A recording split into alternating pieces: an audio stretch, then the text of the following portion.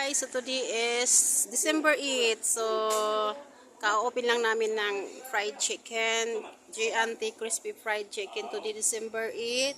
So, muna yung among place located at Josefina, Zamboanga del Sur. Dayun, naatay bagong open na bakery sa December 8 po din sila nag-open.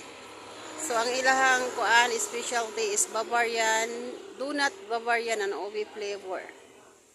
Ayan, donut OB. So, kung mukuan mo diri sa Josefina, so natay road para mulabi o dito para mahayag sa pikas kabilaan. Para mahayag. And of course, dito sa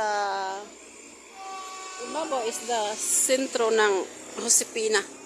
Andyan. So, pwede ta mo kaon rin sa gawas in the morning kay Bugnaw. Then, pwede po ta mo dine in gamay sa sulod.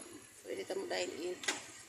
Okay, so we are located on Josefina, Zamboanga del Sur.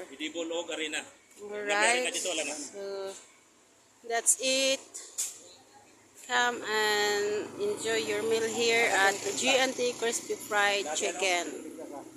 Okay guys, ayan.